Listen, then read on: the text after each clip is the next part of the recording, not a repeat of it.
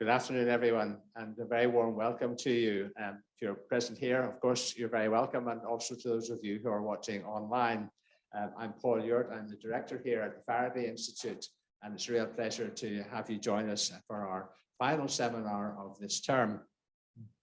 So it's a special pleasure today to welcome our speaker, Dr. Yves Gaspar, who's an old friend of the Faraday and familiar to Cambridge also, as we'll discover. He obtained his PhD actually from the University of Cambridge with the field of mathematical cosmology, working under the supervision of Professor John Barrow, a famous cosmologist here.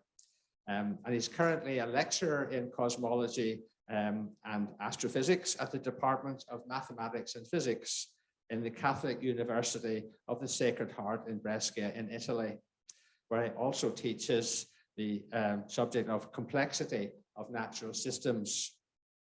He's currently a visiting scholar here at the university here at the St. Edmund's College in the University of Cambridge, where he's carrying out research in the field of randomness, uncomputability, and its relations to philosophy and theology. So he was originally from Belgium and from Liège, and he indeed follows in the footsteps of Georges Lemaitre, the originator of that seminal idea in cosmology, the Big Bang, on the basis of Einstein's theory of general relativity. And he's also interacted over the years with Stephen Hawking and John Barrow, his supervisor at Cambridge. So he is eminently qualified to speak to us on the subject of randomness and its implications for theology and faith. So I'll hand over to Dr. Gaspar.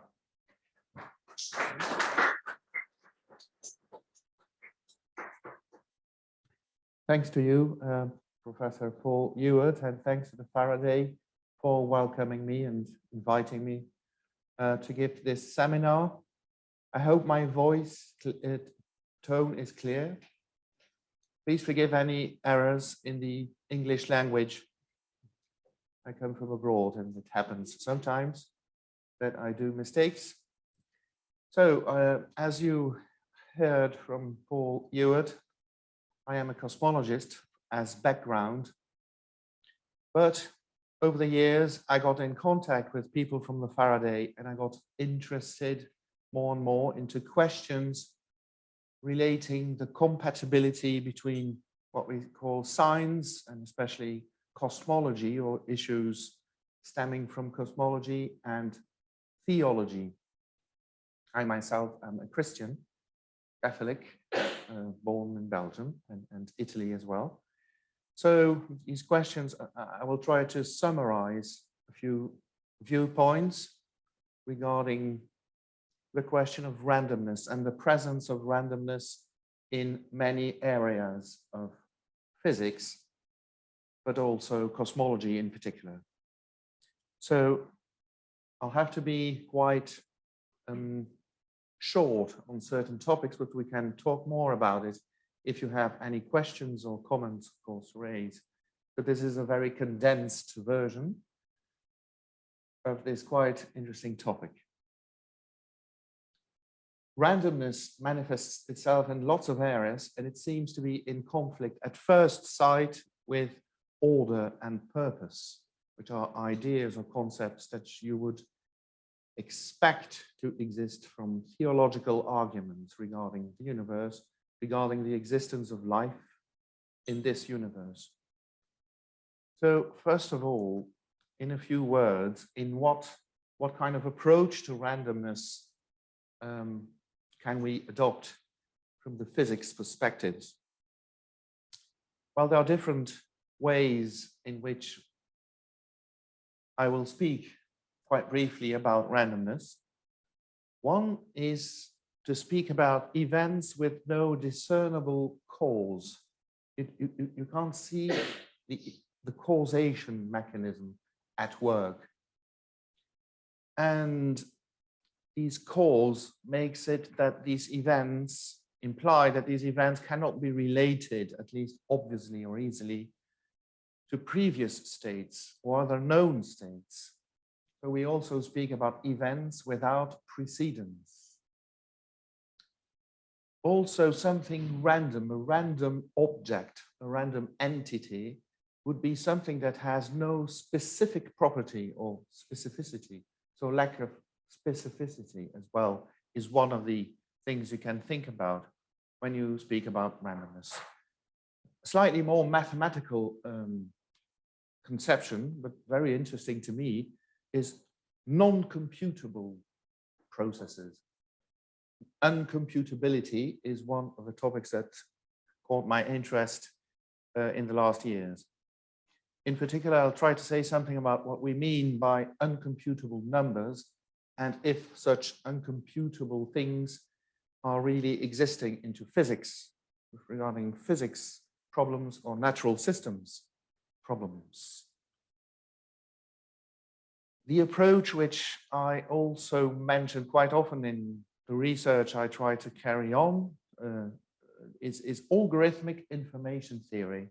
That stems from Gregory Chaitin, Kolmogorov, complexity, the algorithmic information approach. That refers to the concept of algorithmic compression. That refers to the fact that if you observe a sequence, for instance, of numbers or of events, to speak in a physical sense, you can think about a program or an algorithm which reproduces that sequence or events. And if the length, the complexity length, this has to be defined, of course, if the length of that program or algorithm is of the same length and has the same information or complexity content than the sequence itself, then that sequence is said to be random. The only way you can reproduce the sequence is just by showing directly the sequence itself. Whereas if you are able to compress it algorithmically, you have an algorithm which is usually shorter from the information theoretic viewpoint. We'll speak about laws of nature in this sense from a certain perspective. And randomness, of course, especially in the area of physics and cosmology, is always associated to unpredictability, lack of predictability. Uncertainty are usual terms. So this is all very general. So just to say a word, this is physics, just a few words about what we mean by cause and causation. It is interesting to remember that cause and causation has changed over the years. What do we mean by cause in Newtonian physics, in the Newtonian setting? Well, the cause, the fundamental cause, just to say it very shortly, is what we call force, a force in physics, right? When a force acts on an object or a system, that object undergoes changes. So there is change, especially change in the state of motion. When the state of motion changes in physics, we think in a Newtonian way, well, there must be a force, and that is the fundamental cause. Gravitation, the apple falling from the tree, from a Newtonian perspective, is a force. The action of gravity, action at a distance, causes a change in the state of motion because the apple is first in the state of rest, and then it is accelerating after a while if it falls. So gravitation is a force. And the whole of the mechanistic worldview, if we can speak about that, is just the mathematical, the explanation and the mathematical formulation of the relationship between forces and motion, changes of states of motion. Now, this has changed, of course. We all know that the central pillar of modern cosmology is general relativity. But in general relativity, it is useful to remember, it's important to remember that already there, this cause has been removed from the forces and has been raised at another level. Gravitation is not a force. It's no longer a force in Einstein's gravitational theory. If you throw an object close to in the gravitational field of the Earth, its trajectory is, of course, bending. It's a curve. It's not a straight line. And we do not say that the gravitational field or the gravitational force is acting on the object and changing, you see, its state of motion in order to bend its trajectory. that would be an effect caused, as I say, by the force of gravity. But here we speak about motion, inertial motion in a curved space-time geometry. So that object is curving, it's bending its path, not because of a Newtonian force, but because it is moving inertially, i.e. without cause in the Newtonian sense. The permanence of inertial motion has no cause. And it keeps moving along a curved line because geometry is non-Euclidean, it's curved. Geometry of what? Of what we call space, space-time, and so forth. So you see, this is one step in physics where the concept of force is not so, the concept of causation is not so obvious anymore. It has to do with space-time geometry. Another big step comes from quantum physics. I have to be very short here, but the outcome in general of a quantum measurement or of an observation of a quantum system is not explained in Newtonian terms. The causation is completely different. The role of the measurement device or of the environment which has to interact with the system is fundamental. And we have in this field in general that the outcome of a quantum measurement or of an observation or of an environmental decoherence and so forth that we say in quantum physics, that is purely random. Okay? And it's not caused by forces. The motion, the electronic transitions of an electron from one orbit, from one energy level in an atom simply to another energy level, has no force caused. It's not caused by a force. It's a quantum transition. So the conceptual framework is completely different. And you see there as well, like in general relativity, it's interesting to note that the concept of force and cause have been raised to other levels or brought, transformed, not eliminated in some sense, to other levels. You see. Now, the concept in pure mathematics I was referring to is the concept of non-computable number. The concept of computability goes back to 1936 to Alan Turing's work on computable numbers. So a number is computable. We speak here about real numbers. If there exists, say, an algorithm, a recursive procedure, I would say, which gives you the nth digit of that number after a finite time or a finite number of steps. So the square root of 2 is computable. There exists some algorithm. It's just the simple second order equation, which has it as solution.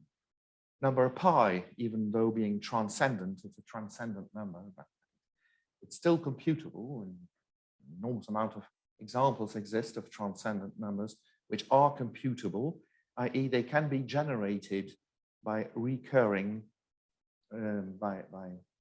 running an algorithm. Okay?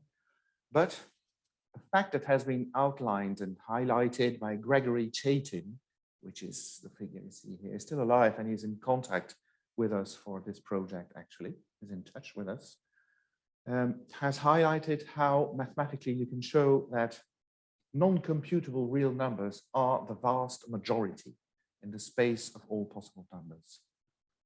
So most between brackets, most real numbers are uncomputable. So there cannot exist an algorithm as such that produces all the digits and digit of that number. Chaitin provided an explicit non-computable number. It's called omega's number. It can be defined, but not computed. It can be formally defined as a property of definition, but it cannot be computed in that sense.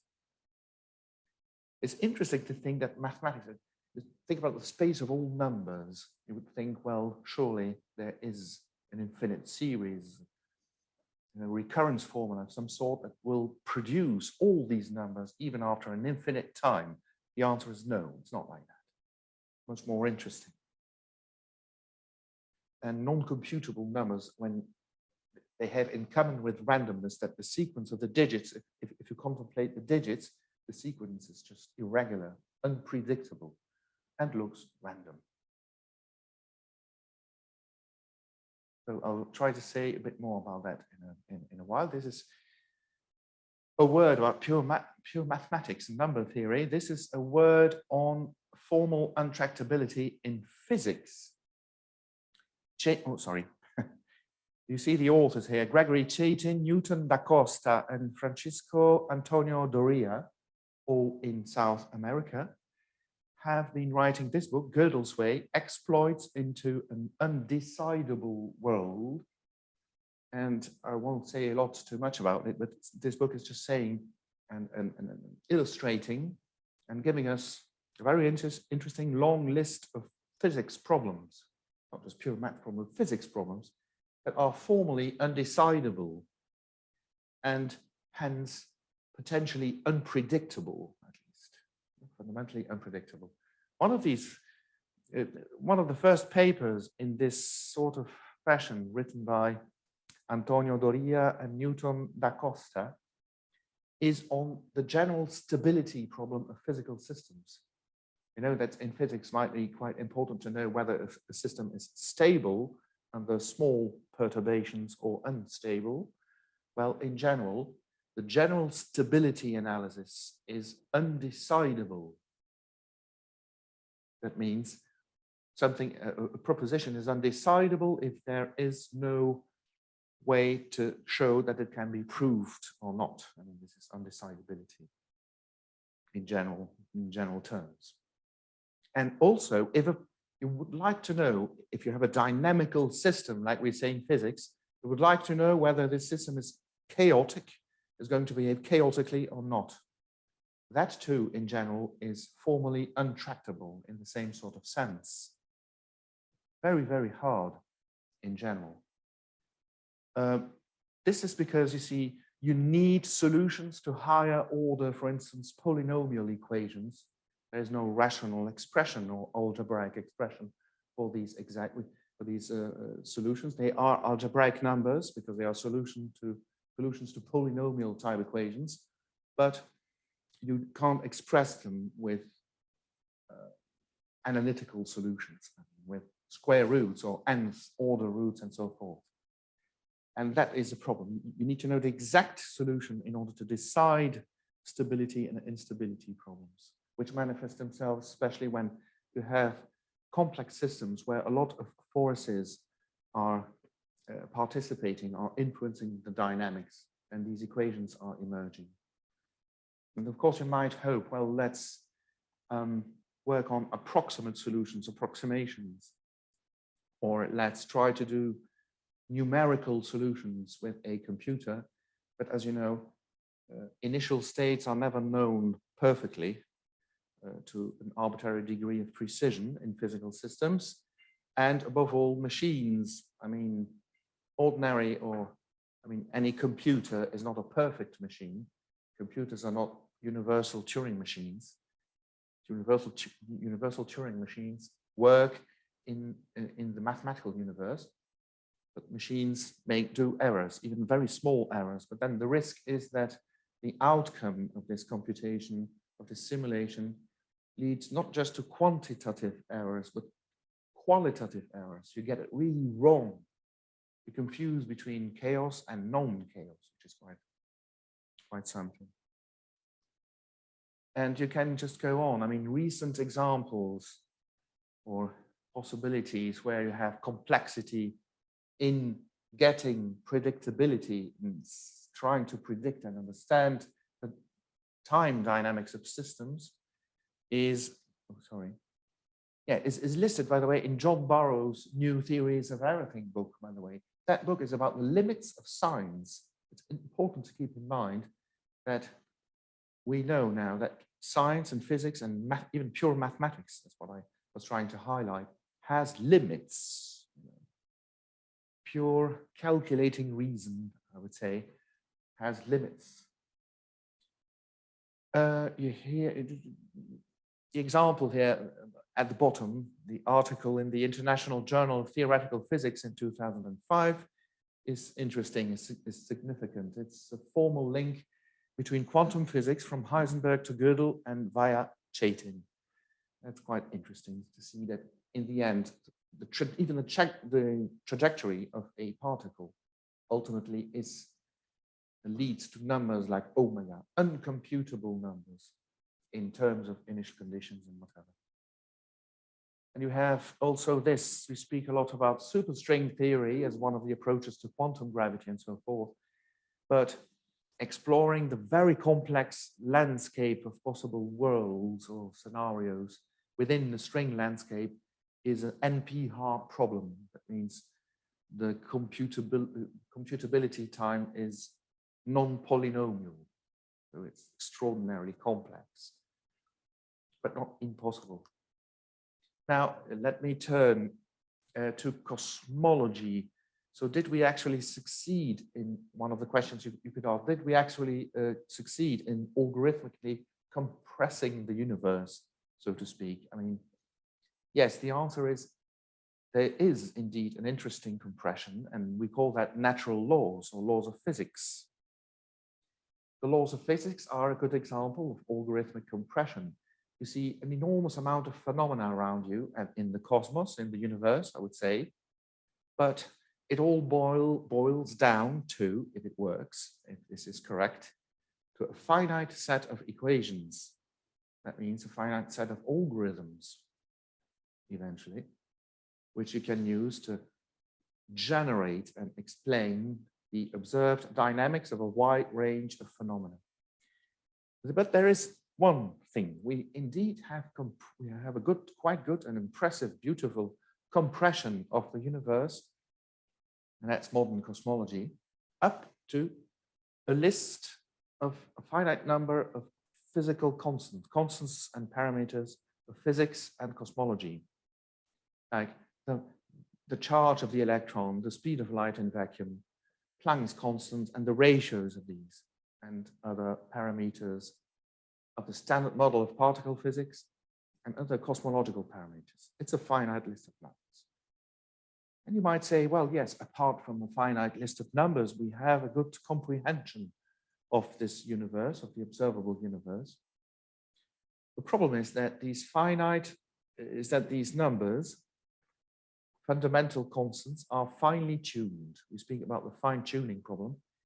That means even changing by a small amount, one of the small digits of the values of these constants, this would lead to a completely different universe. So yes, that's like saying we understand we have compressed algorithmically the universe up to a finite set of numbers, but these numbers are critical because you see the speed of light, the charge of the electron, and so forth are not explained, are not computed. Another example, you might ask, how do we know them? By observation, by measurement. So we get their value just by looking at nature and by receiving things from nature. But at present, there is no sure, well-established fundamental physics theory that tells you why the measured speed of light in vacuum has that value and not slightly different. But this is, again, interesting.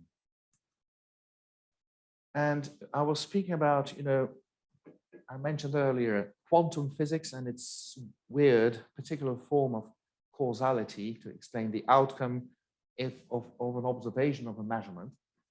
And I spoke about general relativity.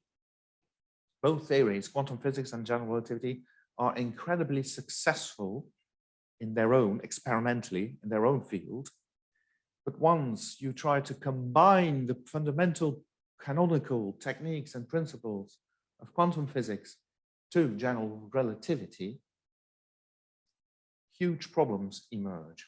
And that's the search, that means the search for quantum gravity, or quantum theory of gravity, which many theoretical physicists are looking for in order to try, for instance, to solve the singularity problem at the beginning of the Big Bang had this singularity problem.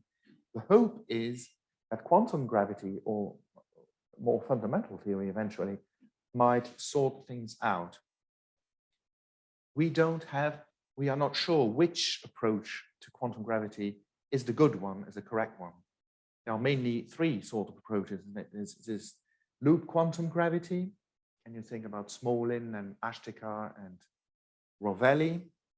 And then you have superstring theory, the approach originated by Michael Green and Schwartz and Witten and an enormous amount of other theorists. And we don't know which one, however, is going into the correct direction.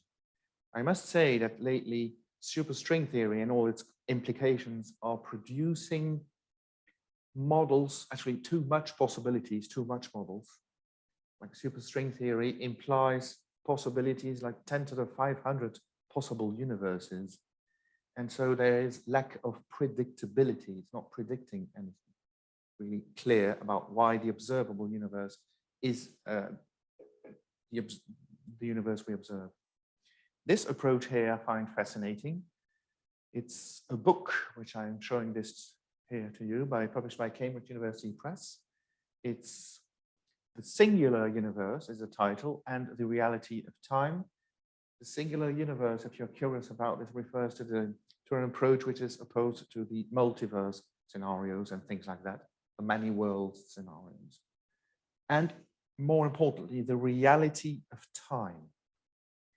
The approach and the idea is we don't have an explanation for the value of fundamental constants, of fine-tuned fundamental constants and parameters of cosmology.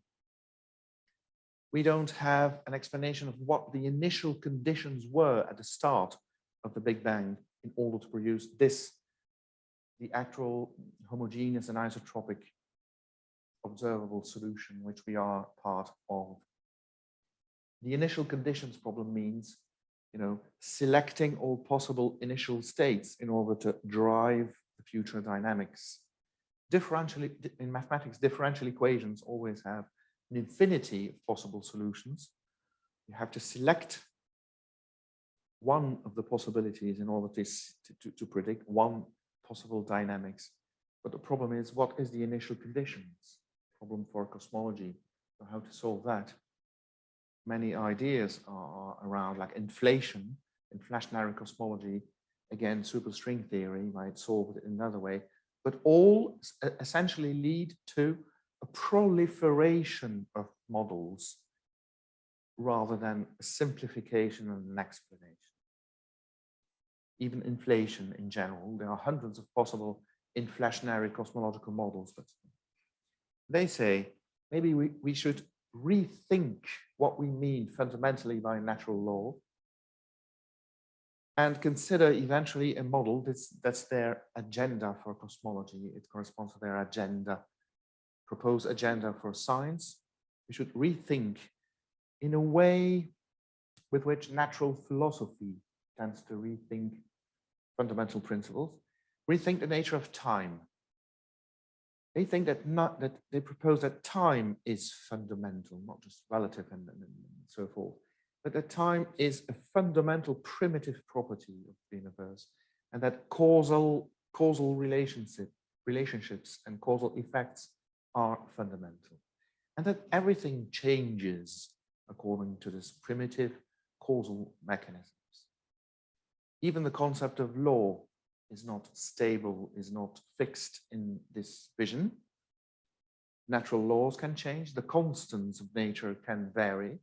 This is a quite interesting research topic in the last years, varying constants of nature. And the point is, if change affects everything, it affects even the laws of nature, and even the way things changes. So there would be no predictability at all when this time effect, or the effect of time, acts onto these states. So again, another manifestation of lack of predictability, randomness, and so forth, at very, very fundamental levels. I'll try to say more about this. But let's come That's the final part of this talk. Let's say something about, I try to say something about theology, which I do not know a lot. I'm not a theologian, of course, but I'm fascinated since quite a few years by one of the greatest, of course, thinkers, philosophers, theologians, Thomas Aquinas. And Thomas Aquinas gives a few examples in his own writings about randomness. He refers to a simple example, actually, which corresponds to a simple story. You can imagine two people who, by chance, find themselves to go in the same house to meet someone. The two people never spoke with each other. They never met each other since a lot of time. Yet they find themselves by chance in this house, as hosts in this house. And they say, wow, what an extraordinary coincidence that we see each other after such a long time. How is this possible? What brings you here? And so forth. The thing that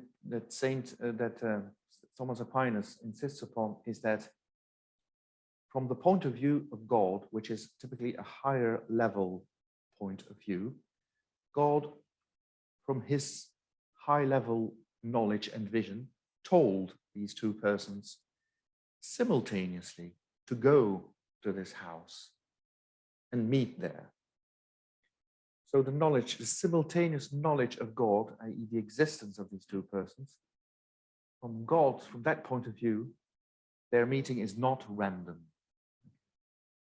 From the local perspective of the two persons who meet, of course, the things look random or unforeseen to some extent. And Thomas Aquinas mentions quite often his top-down view. From the top of a mountain, you can see disconnected little villages and houses in the panorama, of course. And if you look at these villages from the local perspective, they appear unconnected, disconnected.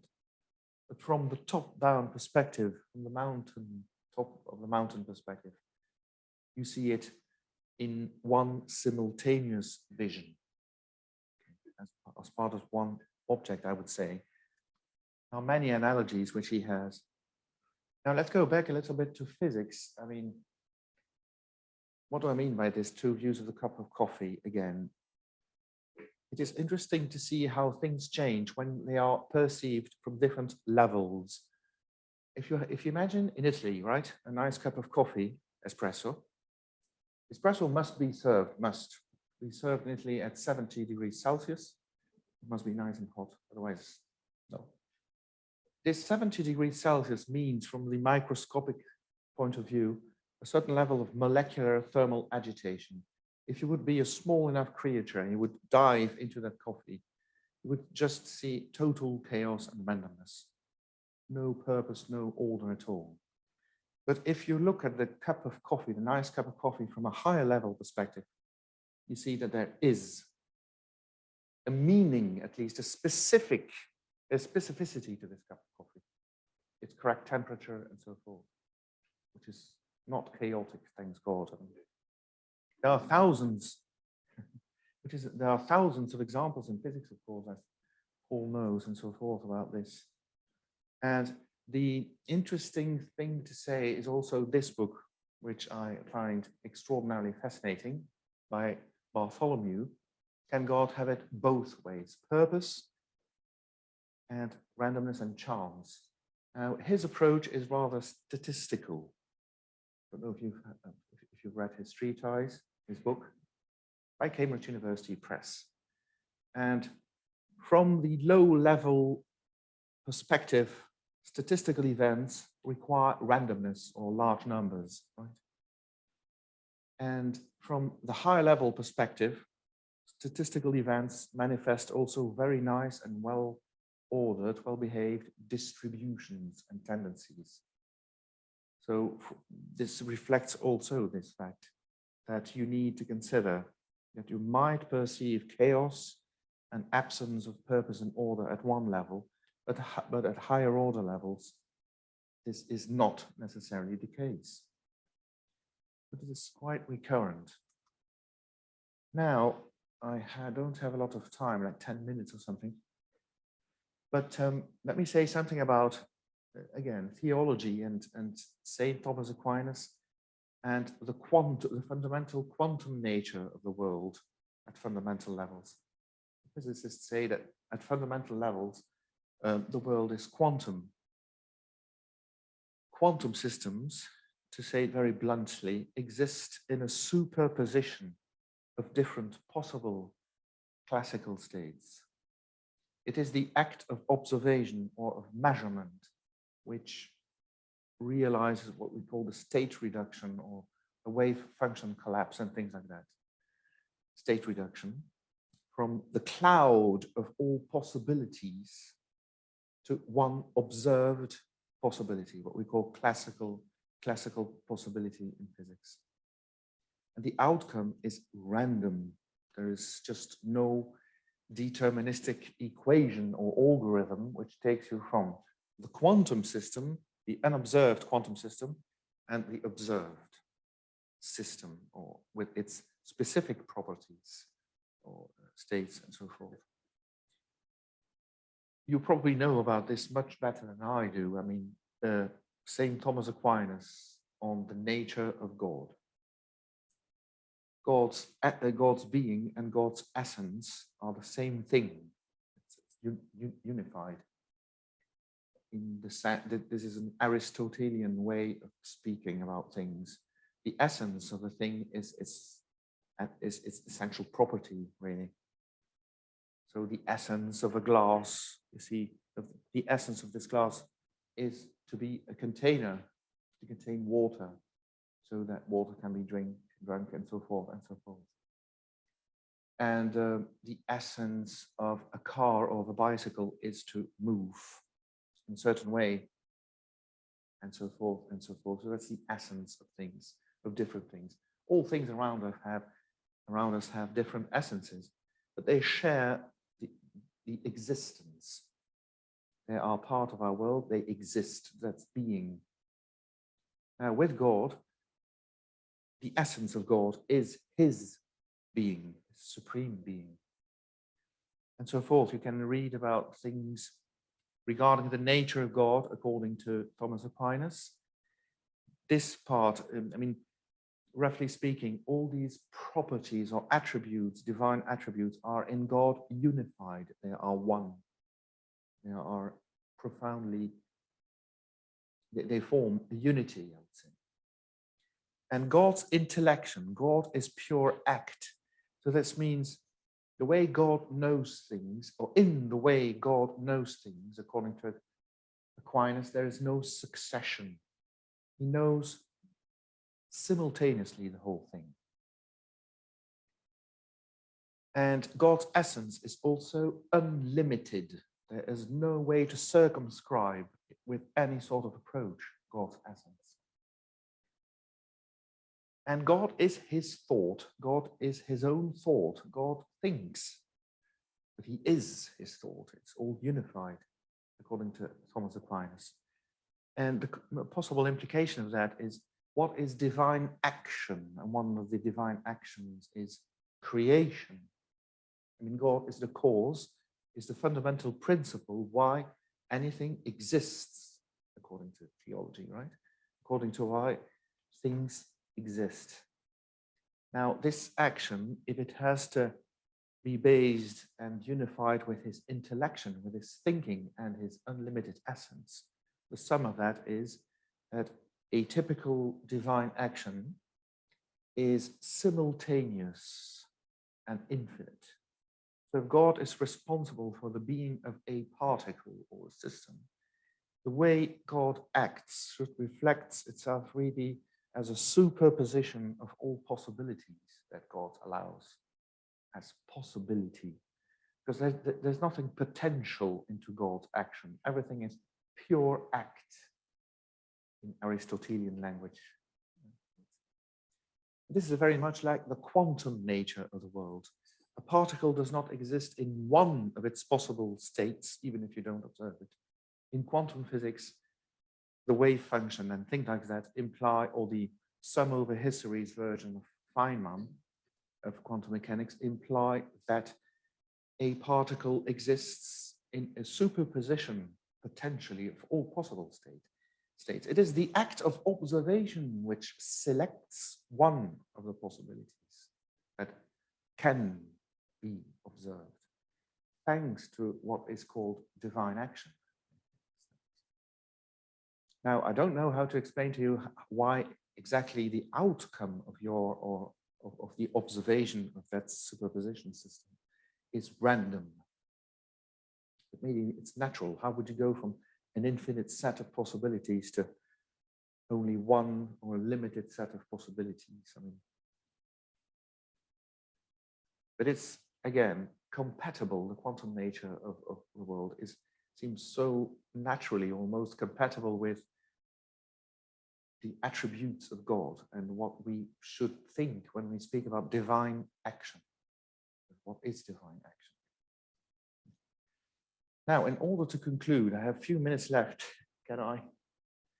Just a few words, philosophy and change. I don't know, I come across by talking with a colleague from Milan, philosopher. He works on the philosophy of time. And I told you this in these modern approaches, time seems to be reconsidered very important and fundamental. That's a topic in its own right. But the word change is important. And even there, you see, from a very simplistic point of view, you have this philosopher, Irving Copey, which poses the problem of regarding the identity over time. Seems obvious to speak about change, but very often the use of words is misleading, right? The simplistic use of words. If a changing thing really changes, there can't literally be one and the same thing before and after the change, if change truly happens. However, if there isn't literally one and the same thing before and after the change, then no thing has really undergone any change. It's like speaking about two things. So what is time doing then? What is change in this perspective? There are many, many, many approaches. One is, which I like, is that time adds information to the system, to a certain set. I speak about sets quite often in what I try to do. And sets can be associated to information regarding the content of the set. And what time could add is just meta information, information about the information. And a simple example is a book. Oh, sorry. A book. The information regarding the book is the content of the book, the story, the text, the whole thing. Meta information is where is the book, which library. Yes, that's related to what you like. Which city. This meta information is uncorrelated to the information. That's what I wanted to say. It's different. Location has nothing to do with the content of the system you're talking about. And I think time changes or affects or has to do with relational type of information or configurational type of information. That is varying. As long as you can distinguish between two levels of information, you can speak about time. That's would be the message. Let me move. Yes, this is another example. If you are given the set of three objects, three spheres of three different colors, the set of the green sphere, the pink one, and the blue one. Yes, three equally sized spheres. That's the set. What could be the meta information you could add or consider? And which makes, by the way, the system of the set, which confers more meaning to this set or to this book. Remember, describing very well the content of a book is one thing, but describing where it is and which house it is located confers more meaning to the book. And this too, I mean, 3 spheres, yes, red, that wavelength, pink, that wavelength, blue, that wavelength. But the set of 3 spheres, are they 3 spheres, are they aligned? Do they form a triangle? Are they not aligned? This is an example of meta information. You can't deduce from the information the meta information. Or from a discourse, you can't deduce the meta discourse on the discourse. And that's quite, this connection leads also to at least potential randomness, because you can't deduce one from the other. So what happens is potentially random. To come back to convergence and randomness, to non-computable numbers, the concept of convergent series in mathematics or convergent sequences is very interesting too. If you look at from the local perspective, if you would walk around in this set of digits, it's an infinitely long string of digits, you would see no regularity. But again, if you stand back, you get outside this set, you would see and perceive that the sequence is converging, say, to a point, to a well-defined point in space, or on a plane, or on a surface, or on a straight line. So this is again a way to say that there is one level in which you see no order, no purpose, but there is a higher order, higher level vision, which shows to you a convergence rather than divergence or chaotic, wild, purposeless oscillation or something like that. And you see specificity, but you need to change viewpoint. But that's true for this information theory as well, which I mentioned before. You get meta information. You can observe and receive this information if you stand off, if you get outside the set. You need some sort of externality. And you need perception. One good question Gregory Chaitin, I'm getting to the conclusion now. One good question Gregory Chaitin asked was, well, these non-computable numbers are the vast majority. Yes, good.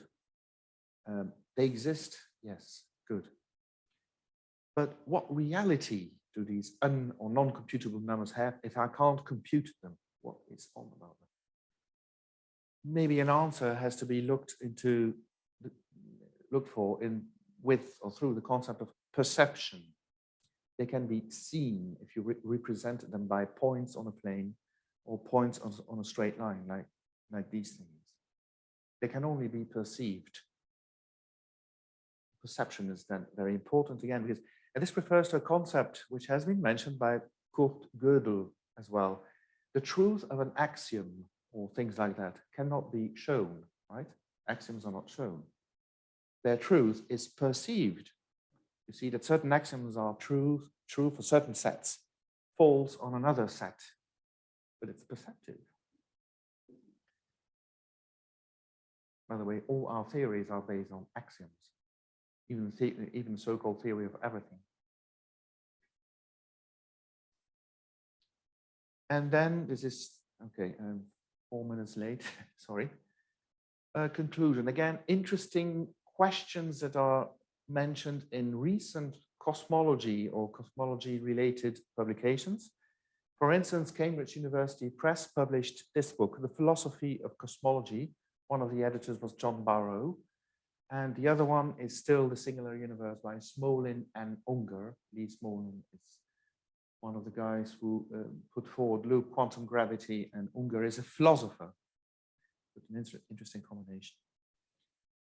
And they both speak about the thing which we call qualia in Latin, in Italian.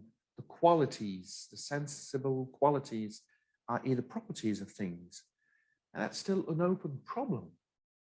It's very fascinating that these questions are mentioned by very serious authors in serious cosmology books. The problem is this, in the book, The Philosophy of Cosmology, the author, which I mentioned down there, Rodrich Tomulka from the United States, speaks about the fact that no mathematical structure would explain the way, for instance, the color red looks, no algorithm or something like this, would produce an explanation And this means that you can imagine to explain, for instance, to someone the wavelength of red light.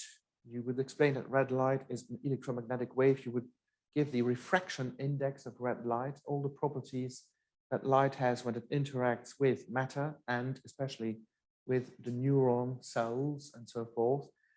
You can teach to that person everything about cognitive neurosciences and neurosciences themselves.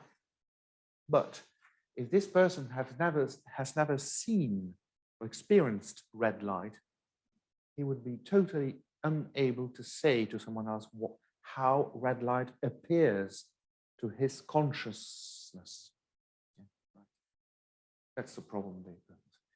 And because of that, Tomioka tried to build this very abstract mathematical model of the universe as a hyper-mathematical structure, but the existence of conscious perception, poses a challenge to that purely mathematical vision. And on the other hand, in the singular universe and the reality of time, the same problem is mentioned. The role of conscious perception as very special kind of events without precedence and so forth, ought to be at least thought about, because they escape the pure mathematical universe. It is mentioned also there, the singular universe and reality of time, that mathematics is very powerful indeed, but has immense limitations. How interesting this is to see these things explicitly declared in such type of treatises. And so again, the role of consciousness. So as a conclusion, indeed, we can think about a lot of things, but what seems interesting is that God's unlimited, simultaneous divine action, Thomas Aquinas thinking here, enables indeed the being of an unlimited number of elements whose interconnectedness in this world is really, really important, of course, entail various levels of complexity and respecting, allowing freedom, fundamental freedom, like randomness should really do, at various levels in creation. Compatibility with the quantum nature of the world is not excluded, to be excluded. There is something to be thought about.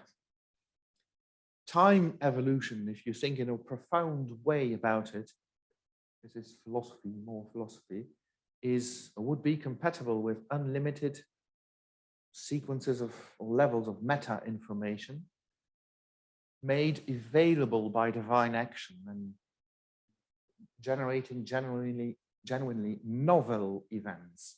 So things that are not predictable, but yet compatible with theological considerations.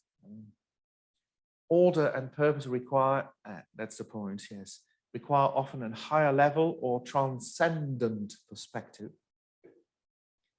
You have to observe, in order to see a set, you have to be outside that set.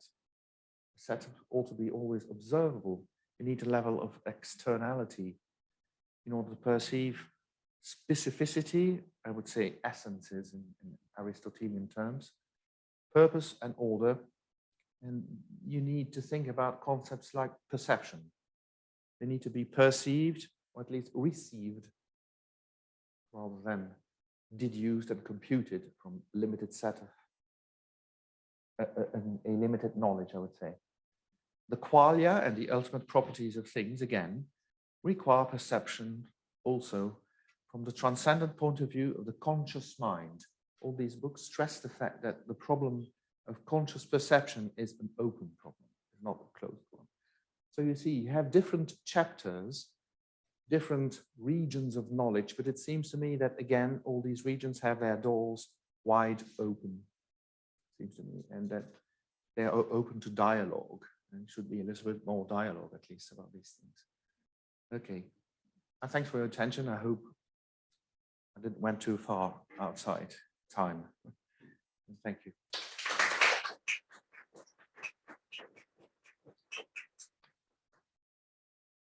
Right. Thank you very much, Yves. That was, shall I say, not sure about space-time being bended, but our minds have been bent today. A very sweeping treatment of a very fascinating subject. We have a couple of questions coming in, and I just want to kick off with one of my own, if I may, Yves. Yes, that's great. And that is that, and you were talking there about Aquinas' view of God's perception of what we experience as randomness. And he's, if I understood you correctly, Yes. Aquinas seemed to be saying that in a set essence, there is no randomness. It's only apparent randomness to us, and that God is essentially in control through his knowledge of events from his transcendent position, and that therefore randomness is an illusion. Whereas Bartholomew argues that randomness is real. It's not actually just an illusion, and that is inherent in God's creation. I might have some other issues with Bartholomew's view, but that's a separate issue. Yes. So could you sum up what your personal view is as to whether Aquinas or Bartholomew is correct? Is randomness a genuine feature, a real feature of God's creation, or is it something that just appears to us as a product of our perception? I remember this writing of Aquinas where he was asking himself how God can perceive and be present simultaneously, since he's responsible for everything in this universe, with different and distinct contingent events, so not random events, I would say, happening all over the world. These secondary level events like the water moving in one way or raining falling in one way rather than another, things that are not really very, very fundamental for our lives. And he said, well, yes, again, God's way of knowing things is a pure act. It implies simultaneity. But in his perspective, I don't know that from God's point of view, that doesn't look random. That is not randomness. Okay, but it still exists in the world, though. So we experience randomness, but from God's perspective, what do you think? Yeah, it isn't. But from God's perspective, not. But from our perspective, though, it is real. From natural systems, it is real. It just seems to me that even what do you think? Well, I'm not going to disagree with Aquinas and Bartholomew, but it just seems to me that it's possible that God, in his relation to time, could respond dynamically to things which are genuinely random, that no matter what happens, God can, in his infinite wisdom and power, adapt his interaction to take account of whatever events happen at a random level. Yes. And never bring about his purpose, so that there will be a real purpose in including randomness in the universe, so that everything isn't totally determined, that there's a freedom of choice, a freedom of will, responsibility for us to act. And therefore, it's important that there is a genuine randomness, a genuine freedom of nature to be itself. Of nature, I would say that certainly at the level of nature itself, it is genuine, I would say, yeah. I have a specific, and that it's somehow not incompatible with God's way of acting, whatever we can say about that. Well, here's a specific question that's been sent in from one of our listeners, as it were. Darwinian evolution by natural selection, of course, appears to depend entirely upon random genetic changes. And these genetic events that lead to change of causation and hence further genetic changes and so on. So the question is, how can this process be reconciled to a purposeful, single-minded God with a top-down view of evolution? Are these genetic events predictable or computable in principle? Yes, it's very hard to predict the dynamics of the biosphere as far as time evolution is concerned. I mean, the way one species tends to dominate over another one in time, due not just to genetic mutations, but also alterations of the unexpected or important alterations of the natural environment, has a strong impact, apparently totally random, on a given species, which turns out to be particularly unfit or fit for this new environment. And yes, this but you is seem to one be of the describing drivers. simply a question, that a problem is difficult to solve because we don't know enough information. But if God knows the information, is he able to direct these random events? Well, again, since he is the ultimate cause of everything, and since his essence is so unlimited and so far beyond what we conceive as being action and infinite, this randomness is ultimately compatible with his action. Okay, right. So I wouldn't see a conflict on that. Of course, evolution is also constrained, right? We were speaking about this earlier on. Physical laws, which anyway manifest themselves in the present epoch of this universe. Why? Because apparently this universe is a low energy level universe, and so fewer degrees of freedom are excited with respect, on the other hand, to the Big Bang, where there are high energy levels involved and more degrees of freedom would be excited, and therefore that means more randomness and unpredictability in this fundamental time dynamic. So we are fortunate we are fortunate indeed, because we live in an epoch and region of this universe where stability governs, and we have rather stable regularities manifesting themselves, and thus physical laws, regularities. And these physical laws, though, have quite a strong constraint on evolution. You cannot have any type of animal because of physical limits on mass and weight and external surface area. And there is a good treatise on this. If you read John Burroughs and Tipler's book, The Anthropic Principle, it considers dynamical evolution in this sense as well, and how the actual value of physical constants and parameters seems to make and force evolution towards some region, not just towards arbitrary regions. That's one thing. But then we have somehow to accept the fact that genuine randomness is part of God's creation. Of course, there's also a negative aspect to random events, unfortunately, as we all know.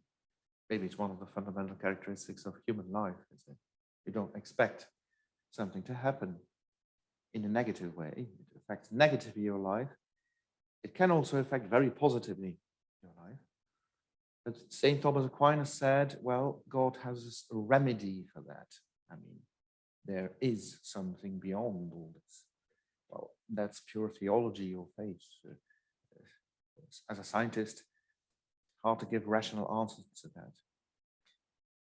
What we should also think about, can we really define then randomness? I mean, what is actually it? A short, brief question, perhaps if we just wind things up here with this, in a sense, a technical question. I ask, how can randomness be included in computer models? I mean, I guess behind that question is that computer models are deterministic, they are algorithmic. So how does one actually include genuine randomness in a computer model? Yes, in a computer model, you can generate pseudo-randomness, right? The output of random, pseudo-random numbers in wide variety of applications exists. I guess I'm not an expert at all on these computer science topics.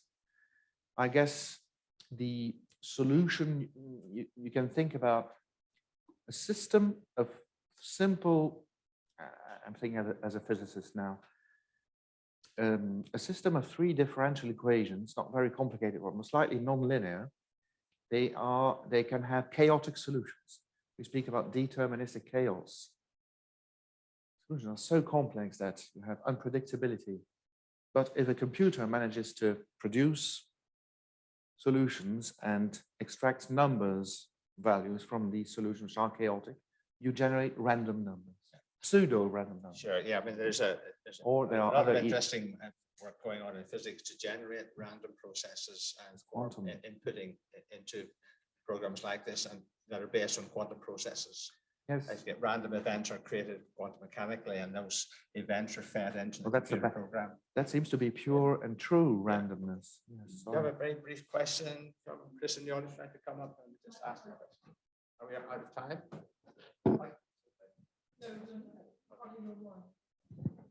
We have a question here in the audience. Chris, like to come out here. Thank you. That was very, very interesting and correlates with some of the things Tim Maudlin and others have been saying about the fundamentality of time. I have some questions that we can talk about later. I would just put one comment that Newton wasn't a Newtonian in your sense. I think Newton and Leibniz were very astute to a lot of the things that are being said here in a way that their heirs weren't. Interesting. So Newton famously says he hypotheses non fingo as to the cause of this power of gravity, right? So he doesn't think causally as many others did. But my question was really, could you say a bit more about the sense in which time, you're speaking about time as fundamental. There's temporal becoming, there's the sense of the flow of time, there's the kind of ticking of clocks, there's the measurement of coordinate. Like, could you just say a little more about, it seemed that you were doing a lot here on time. Physics, as far as the physics of Smolin and treatise of Smolin and Unger is concerned, there is this vision which has been emerging quite a lot, which is called the block universe vision. It's a sort of interpretation of general relativity. That time and time on its own and space on its own are not fundamental or absolute, they are relative. But the union, space-time union, is, and so in this space-time interval, and when you do coordinate or coordinate transformations, or if you switch your path, you go from one reference system to another. What looks to an observer as a time-like interval becomes more space-like and vice versa. And so the general idea was that you solve the Einstein field equations, right? You get the general solutions to the Einstein field, the general solution to the Einstein field equation. And it would just be all there, determined with no time, actually. And what they are proposing, we have to change that because you don't take into account, this is also my approach, actually. I think that you don't take into account correctly the quantum nature of things. Something about quantum gravity will show, I hope, that you cannot reduce completely a time interval to space-like one. There must be some fundamental difference then between time and space, which ought to be irreducible to some extent. I hope that it's a general idea which I try to base these ideas on, well, manipulations of the so-called quantum no cloning theorem. It's quite interesting. You cannot clone a single qubit exactly. In space, you can't have one here and one there. Otherwise, you would do two complementary measurements and you violate everything of quantum physics. But you could clone in time, because time is cloning quantum systems. You could measure a system today or tomorrow. It's still the same system, roughly said. So there is maybe one way to perceive the difference between time and space. I think probably is getting hyper technical here. And you could perhaps continue that conversation afterwards, but I want just to interrupt rudely and say thank you to everyone and comments, and in special to Yves Gaspar for a really fascinating and mind-bending presentation of a quite an important topic that most of us don't give enough thought to. I think the existence of randomness in our lives, and it's been reassuring to have a view that sees it as being part of God's purpose for us, that it's a real part of God's creation. So thank you for that, and thank you for doing your best to explain some very difficult concepts to us. So a lot of things need to be said, Corbett. I mean, like the fact that you can have a very beautiful set of deterministic equations, like I mentioned before, and yet have highly complex solutions, complicated solutions. Thank you, thank you. Could I just sort of draw things to an end here? Thank you again, Yeah, Yves, and to your questions.